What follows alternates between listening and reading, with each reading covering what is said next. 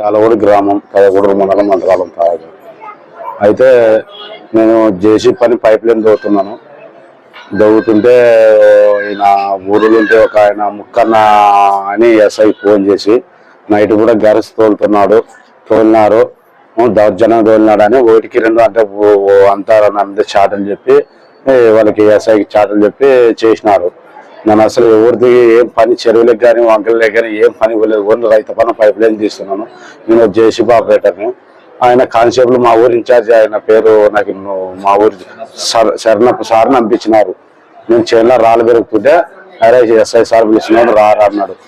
అంటే ఎందుకు సార్ నన్ను ఏం తప్పు చేసినాను ఏంటి పిలుస్తున్నారు సార్ నన్ను ఏం తప్పు నా పని నన్ను చేసుకుంటున్నానంటే ఆ వల్ల నాకు తెలియదు వాళ్ళు ఆర్డర్ ఇచ్చినారు నేను తొలకరా అని రావాలని నువ్వు అన్నారు. సరేలే చాలా అని నేను చన్నపురం భీమాని అన్నమంత త్వరలో వాళ్ళ భీమేష్ అనే అబ్బాయిని నన్ను తొలకపోయినారు. తొలకపోయి 2 రోజులు స్టేషన్ కాడ 7 గంటలు తొలకపోయేది సాయంత్రం వరకు కూర్చొని పెడుతుంది. ఎస్ఐ సార్ ఇప్పుడు వచ్చేది ఇప్పుడు వస్తాడో రేపు వస్తాడో అనుకొని వస్తుండే ఎస్ఐ సార్ వచ్చేది ఊరికి వెళ్ళిపోయేది. అట్లా 2 రోజులు స్టేషన్ కాడని చెప్పి 3వ రోజు మధ్యాహ్నప్పుడు వచ్చినాడు 11:30 వచ్చినాడు ఎస్ఐ సార్.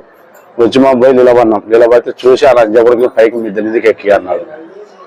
ఎక్కి అంటే ఏం సార్ని అడిగినాం సార్ ఎందుకు సార్ మీ మీదకి మేమేం తప్పు చేసినాం సార్ అంటే ఏమో నాకు తెలియదా అని పైకి ఎక్కండి మీరు అన్నాడు.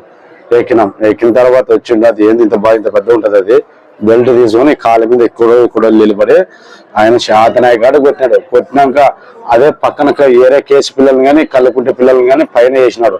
ఆ పిల్లలకి ఇచ్చి ఆ పిల్లలతో కానీ కొట్టించిండు దాన్ని మెత్తగా.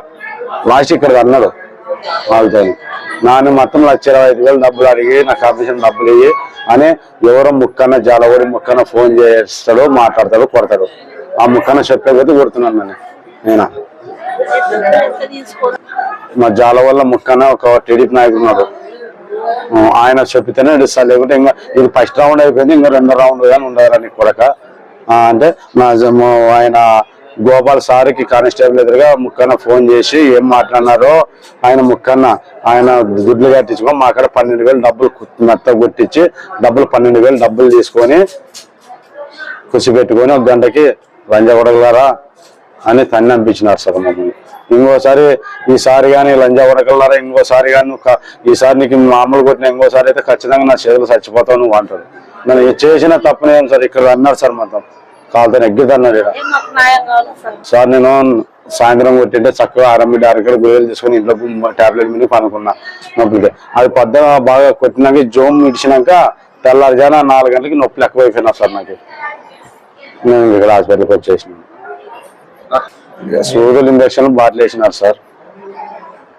అది మొత్తం 3 గాయాలు సార్ లోపల మొత్తం అంతా ఎస్ఐసార్ కొట్టినారంటే అంతా చెక్ చేసినాడు స్కానింగ్ తీసినాడు. రేపు పొద్దున వస్తాను ఉంది రిపోర్టు. కాలు తీసినాడు లైట్ వేసి ఫోటో దింపుకొని పన్నారు ఈ డబ్బులని ఇలా ఒత్తితే అసలు లోపల బగ్గమని మండుతుంది సార్. అడ్మిట్ చేసి షుగర్ ఇంజక్షన్లు చేసి చెప్పినాడు సార్. మనం చేసింది కానీ పట్టభూమిలో పని చేస్తున్నాం సార్. అది మా అన్న చేనులో పట్టభూమిలో పని పైప్ లైన్ అయిపోయినాక మా అన్న ఇట దండమేరన అది చౌడు ఉంటే ఒక టాటలు పిలిపించి 2 టాటలు పిలిచి 4 ట్రిప్పులు ఆ చౌడు పని చేయదు నాకని ఆయన తోలిచ్చినాడు పట్టభూమి లేదు. ఆ చౌడల్లో టాటలు పోయి పక్కన పడేసే బదులు ఎవరికో రైతుకి కొట్టం వేసుకుంటానంటే ఆయన పోయి వేసినారు. అది వేసిన దానికి ఏదేదో చేసి మమ్మల్ని కొట్టినారు సార్. అస్సలు లేదు సార్. నేను అక్రమంగా మట్టి దోగి అమ్మితే సార్ పటంలో వచ్చి నా మీద కేసులు పెట్టాలి కదా సార్. నేను ఎందుకు పోతాను సార్? నా పనేమో నేను చేసుకొని పోతాను. గ్రామస్తుడు అన్వేష్ అనే అబ్బాయిని పోలీసులు అతి దారుణంగా చిత్రహింస చేస్తూ ఆయన మోకాళ్ళ మీద పోలీసుని ఒకరిని కూర్చుని పెట్టి ఒకరిని కొట్టినాడు. కింద పాదాలు కూడా ఈ రోజుకైతే గురువారం నాడు జరిగిన దానికి ఈరోజు స్పందన లేదు. ఎమ్మెల్సీ అయితే కూడా తీసుకుపోయి ఇస్తే ఎస్ఐ మీద కంప్లైంట్ ఇస్తే నా మీద కంప్లైంట్ ఇస్తావా, నాకు ₹1,00,000 ఇవ్వాలని డిమాండ్ చేస్తున్నాడు, నీకు ఏరే కేసులో ఇరికిస్తానని బెదిరిస్తున్నాడు. ఆ ఎస్ఐని ఖచ్చితంగా సస్పెండ్ చేయాలి. అందుకోసమే నిన్న దినము కూడా డిఎస్పీ గారికి ఫోన్ చేస్తే క్రైమ్ మీటింగ్ పోయి వచ్చాడు. ఆయన ఏమన్నాడు, అయ్యా రేపు మీ పని సాల్వ్ చేస్తానని చెప్పినాడు. సిఐ గారు చెప్పినారు. సాల్వ్ అయితే బాగైంది, సాల్వ్ కాని ఎడల ఇంకా ప్రజలతోనే ఎస్సీ ఎస్టీ మైనార్టీలు అందరూ కలిసి ఐక్యత అయ్యి బీసీలందరూ కలిసి ఈ ఉద్యమానికి ఊపిరి పోస్తూ ఆయన్ని సస్పెండ్ అయ్యేంత వరకు వదిలేదే లేదు. మేము న్యాయం జరిగేంత